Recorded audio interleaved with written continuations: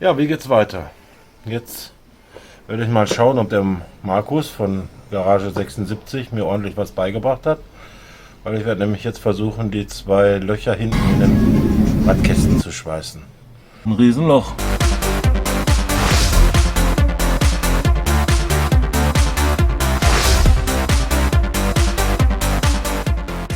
Dazu habe ich das Auto schon mal auf die Rampe gefahren. Vielleicht könnt ihr das ja erkennen hier. Die stehen da unten. Ich habe leider keine Hebebühne, deswegen schraube ich hier mit meinen selbstgebauten Auffahrrampen. Ja, der Vorteil bei meinen selbstgebauten Rampen ist natürlich, dass ich die Auffahrt einfach wegnehmen kann hier. Schwuppdiwupp, und jetzt kann ich hier den Wagenheber ansetzen, wenn ich möchte. So, da haben wir das Rostloch. Den Schweller hier habe ich schon mal ein bisschen gelöst. Ich muss den vorne noch abschrauben, da sind auch noch zwei Schrauben. Da ist ja noch die gute Steinmetzleiste mit aufgeklebt. Ich hoffe, ich kriege die leicht und heile ab. Ich weiß es noch nicht. Darunter sieht es bis jetzt ganz gut aus. Also die Ecke ist allerdings Fratze. Da sieht man schon den Schnipsel vom Sicherheitsgurt. Da muss ich mal basteln. So, wie ihr sehen könnt, habe ich jetzt schon mal soweit alles freigelegt. Unten die Schweller sind frei. Wenn ihr hier guckt, da auch. Da habe ich dann die eine oder andere Roststelle noch entdeckt. Aber es ist nichts durch, ist alles oberflächlich. Sieht gut aus. Jetzt haben wir hier das andere Loch. Auch ein bisschen größer als ich dachte, aber eigentlich ist da ja auch dieser Stopfen drin. Das hat auch nur ein bisschen drumherum gegammelt hier. Also nicht so schlimm wie die andere Seite. Ja, jetzt frage ich mich mal, wo kommt eigentlich die These her, dass die Autos auf der Beifahrerseite immer mehr verrosten wie auf der Fahrerseite? Das habe ich jetzt schon beim Markus gehört, beim Marco und verschiedenen anderen. Aber ich habe zwei Autos, den Opel und den BMW. Und bei beiden ist es immer die Fahrerseite. Bei dem BMW die Wagenheberaufnahmen waren an der Fahrerseite, Beifahrerseite top. Hier ist es genauso. Fahrerseite, eindeutig, ja, ein Riesenloch. Beifahrerseite sieht besser aus. Auch unten drunter kann man jetzt hier nicht so sehen, sieht die Fahrerseite besser aus. Schlechter aus. Ja, schönen Gruß in die Eifel an Markus von Garage 76. Falls du das Video siehst, kannst du es ja auch mal liken und mir mal fragen, ob ich das alles so richtig mache. Weil genau du hast mich dazu inspiriert, das mal wieder selber zu machen. Bei meinem schönen Omega. Und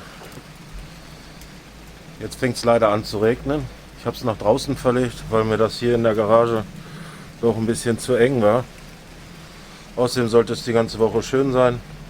Draußen habe ich mehr Licht, mehr Platz. Naja, jetzt machen wir mal kurze Pause, warten bis der Schauer vorbei ist und dann bauen wir mal die Innereien aus, denke ich. So, kleiner Zwischenstand, jetzt haben wir mal alles rausgeflext. Oben die Löcher, das ist für mich zur Orientierung. Da kommen nachher von innen wieder die Laschen dran für die Sitzbank. Unten sieht auch ganz gut aus. Muss ich da unten das Blechscan hier irgendwie noch rauskriegen. Gucken, wie ich das hinkriege. Aber ansonsten schön sauber machen jetzt. Bleche anfertigen und zusammenbrutzeln.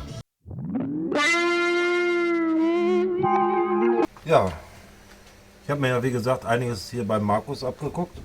Ich habe leider nicht so einen schönen Amboss wie er. Aber ich habe ein Stück Rundstahl. Das kann ich mir hier unten einspannen. Da kann ich ein paar Rundungen machen. Dann haben wir hier den Amboss, der ist ja in jedem Schraubstock mit drin. Dann können wir hier ein bisschen was abwinkeln. Jetzt geht es darum, wir müssen jetzt erstmal diese Teile hier nachbilden. Das ist das, was wir da unten rausgeschnitten haben. Das gehört so ungefähr zusammen. Ich weiß nicht, ob man es so erkennen kann.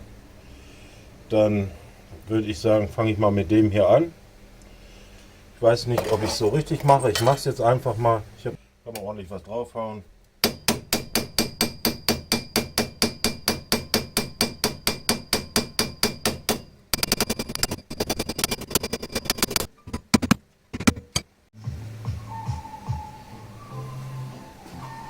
So, als nächstes nehme ich jetzt die Flex, schneide mir die Form hier aus. Lass aber das alles 1 mm größer, weil die Scheibe, wo ich es vorher ausgeschnitten hatte, hat ja auch den Millimeter weggenommen. Deswegen zeichne ich mir das mal grob an jetzt und dann schneiden wir das.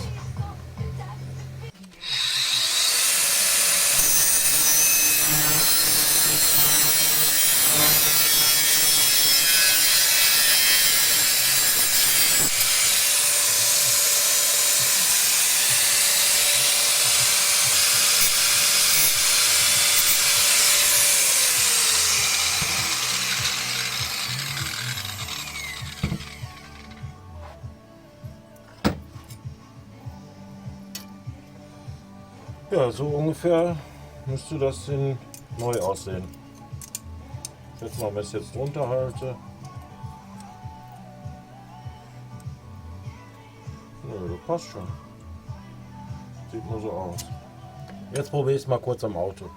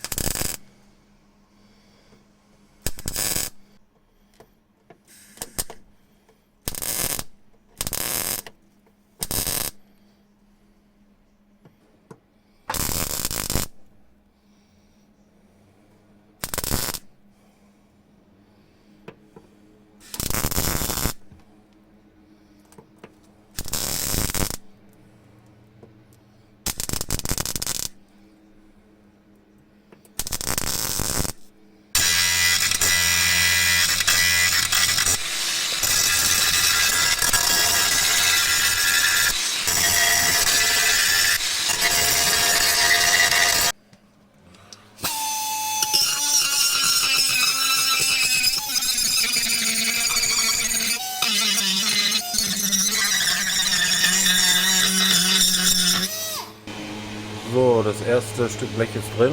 Ich kann es euch mal kurz zeigen, ihr habt es ja schon gesehen. Von außen sieht das jetzt so aus hier. Und dann mal gucken. Ja, ist nicht besonders berühmt geworden, aber es ist brauchbar. Ne? So, jetzt geht es weiter mit den nächsten Blechen. Blech Nummer 2 ist vorbereitet. Das haben wir jetzt mal so gemacht.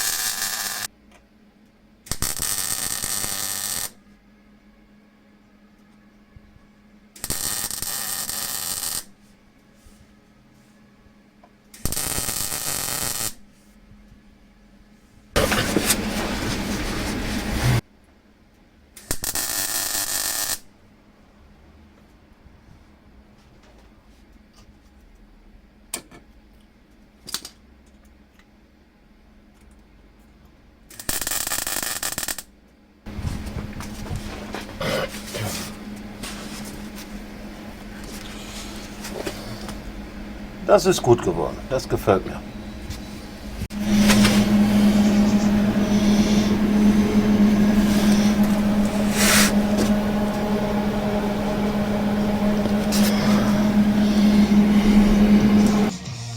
Ja, eine kleine Stärkung zwischendurch. Schönes Fleischwurstbrötchen. So, jetzt schmeißen wir hier mal das letzte Blech ein, was ich angefertigt habe. Da mache ich das mal aus verschiedenen Sachen einmal mit dem Punktschweißen, einmal mit der alten Methode und einmal hier oben am Rand versuche ich es mal, so wie der Profi, der Marco, das immer macht. Aber ich glaube, das geht in die Hose. Aber wir werden es sehen. Versuch macht klug und dann schauen wir mal.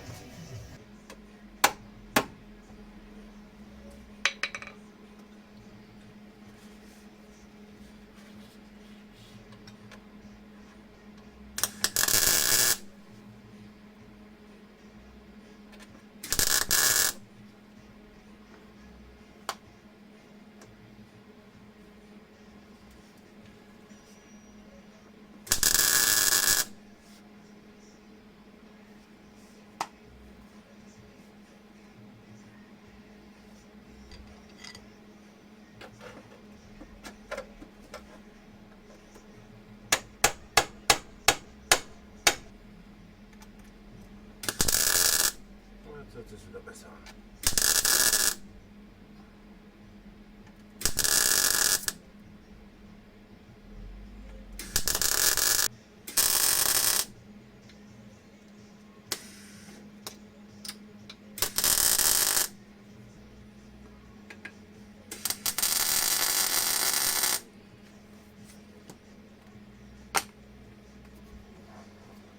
So, jetzt habt ihr mal gesehen, wie scheiße das ist. So, jetzt habt ihr euch die ganze Zeit mit Sicherheit gefragt, wofür diese beiden Lösken da oben sind. Die habe ich mal bewusst da reingemacht. Und zwar kommt hier auf der anderen Seite die Halterung wieder hin für den Sitz. Und damit ich den genauen Punkt habe, habe ich es dann mal so gemacht. Dann versuche ich das mal oben nachher durchzubrutzeln. Aber so sieht es schon mal ganz gut aus. So sieht das Ganze dann innen sauber aus. Bisschen verschliffen. Die Löcher da oben zugebrutzelt. Von innen sieht es auch gut aus. Ja, hält wieder. Ist nicht schön, aber selten. So, das war jetzt die erste Seite. Und jetzt müssen wir noch auf die andere Seite. Da haben wir sowas Ähnliches. Warte, man glaubt es kaum, aber guckt euch das an. Hinter dem Gummi, dem klebt, das sah so aus wie da. Alles durchgegammelt. Schon kurios.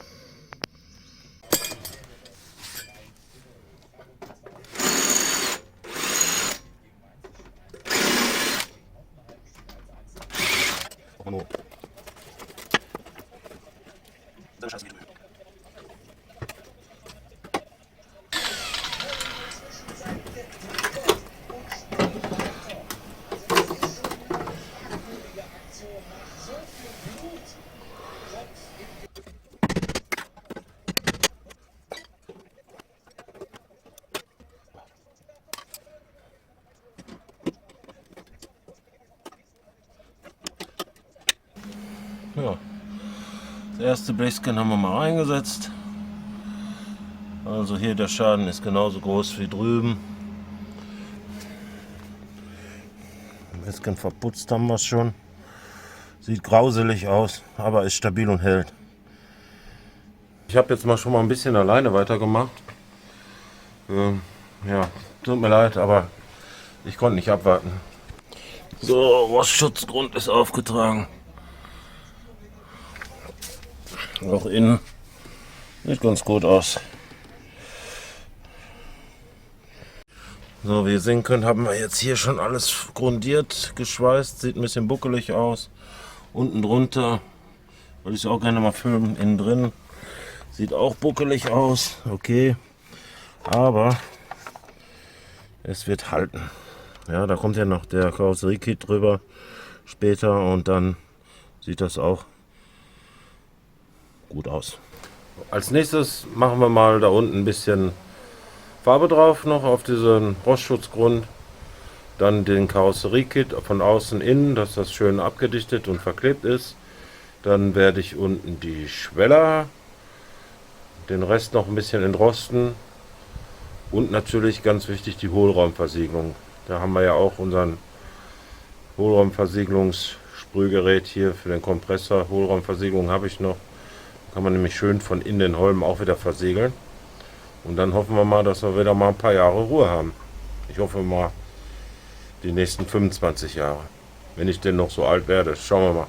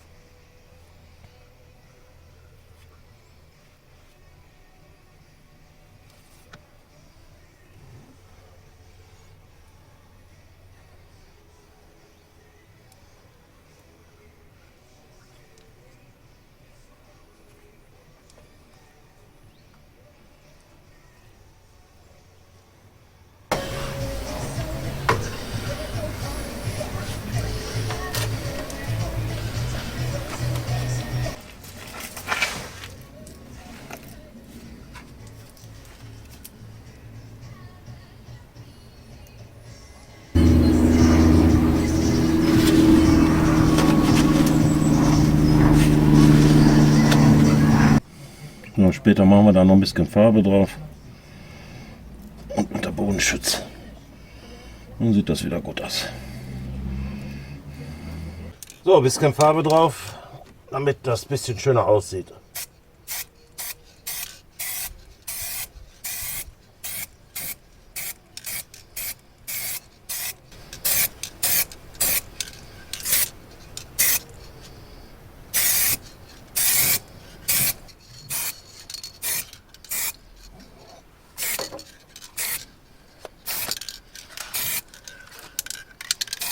Mit links kann ich das nicht so gut.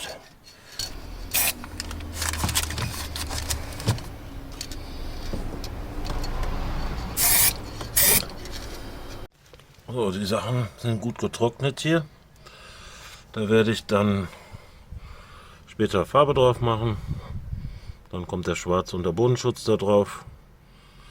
Mir nur überlegen, ob ich da mal so eine Sprühdose kaufe oder für einen Kompressor so einen Aufsatz. Kostet ja nichts.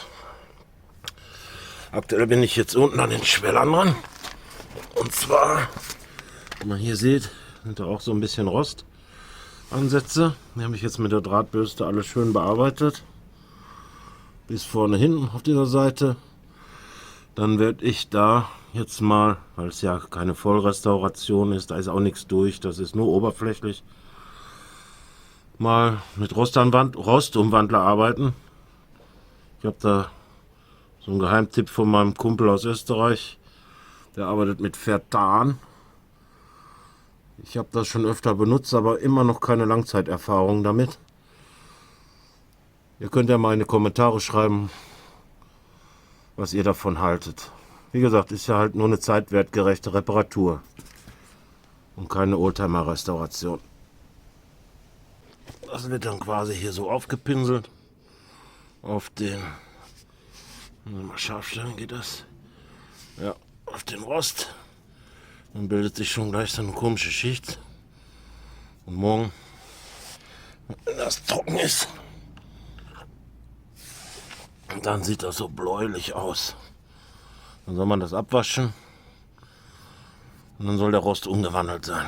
Und dann kann man da neu aufbauen drauf. Schaden kann es sicher nicht, deswegen mache ich es einfach mal. Das ist natürlich das Bild ein bisschen falsch rum, aber ist halt jetzt so. Ich mache dann jetzt mal weiter und zeige später, wie es fertig aussieht.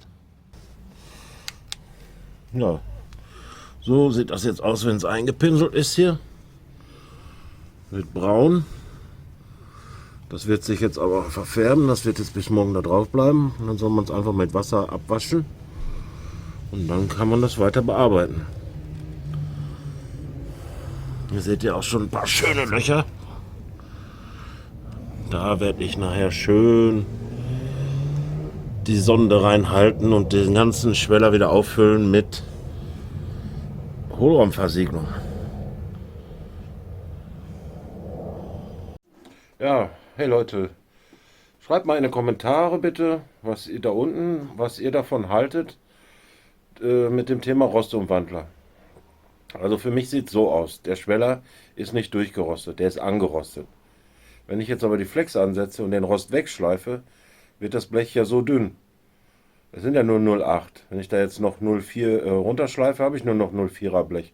Macht das Sinn oder reicht der Rostumwandler? Wie sind die Erfahrungen? Ich habe keine Erfahrungswerte. Ich kenne es nur vom Funk und Fernsehen. Innen drin ist wieder alles Taco zusammengebaut. Ledersitze sind wieder drin. Alles schön ausgesaugt. Ganz wichtig, die Metallspäne entfernen. Ja, sonst hat man ja so hässlich braune Flecken auf dem Teppich. Unten drunter kann man schön sehen. Da habe ich schon einen Füller dran.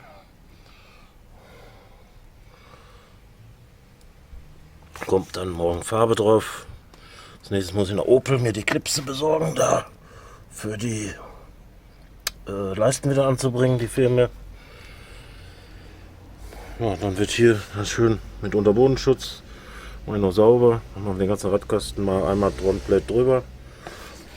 Vorher werde ich dann noch hier durch die Löcher alles voll laufen lassen mit Hohlraumversiegelung. Die habe ich schon lange da. Das passt auch. Hier unten haben wir auch Löcher. Da können wir die Schweller auch noch mal mit fluten. Es ist was drin, aber nach dem Schweißen und so, jetzt machen wir einfach noch mal was hinterher. Ja, diese Kante sieht irgendwie so mies aus, weil der Vorbesitzer oder der Vorvorbesitzer, irgendwer hat da mal einen Wagenheber angesetzt, mitten am Schweller. Das war total verbogen, also so quasi richtig fast 45 Grad umgebogen. Ich habe das alles gerichtet und dadurch ist auch viel Lack abgeplatzt. Auf beiden Seiten. Ich weiß nicht, was die Leute da geritten hat. Aber schön war es nicht. So, jetzt habe ich gerade mal die Hohlraumversiegelung hier reingemacht. In die Löcher. Und jetzt geht es an den Unterbodenschutz, dass wir das von außen mal wieder versiegeln. Dann kann ich die Karre mal wieder auf die Räder stellen. Ja, für den Unterbodenschutz habe ich mir so eine Sprühpistole besorgt. Auch natürlich mein Kompressor und die Dosen. Die schrauben wir jetzt mal da rein. Zeige ich euch hier. Zack.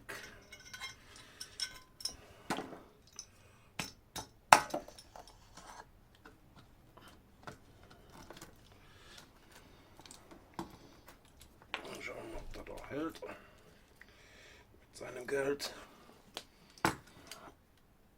So, haben wir schon fertig. Dann soll man den Kompressor auf 4 bis 5 Bar einstellen. Haben wir auch gemacht.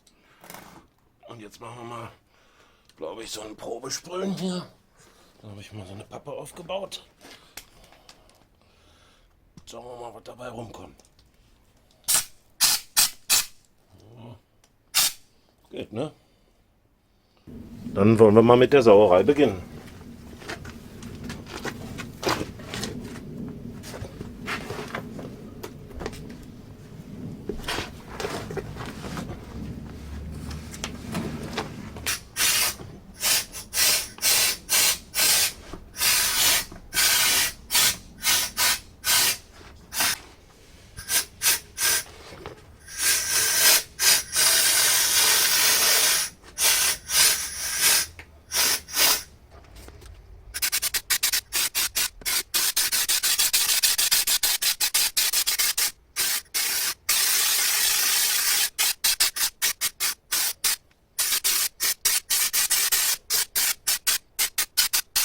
Ja, leider ist es schon fertig.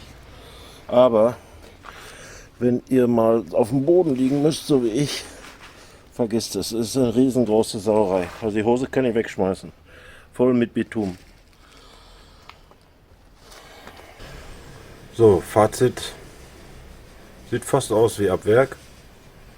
Natürlich, wenn man jetzt keine Bühne hat, so wie ich, dann mit der Sprühpistole und man nicht so aussehen möchte wie ich, danach kann man das auch mit dem Pinsel und aus der Dose machen. Wird natürlich nicht so schön strukturiert. Aber wenn ich mir das jetzt so anschaue, sieht das eigentlich gar nicht verkehrt aus. Also mir gefällt's. Ist halt eine zeitgemäße Reparatur und passt ganz gut.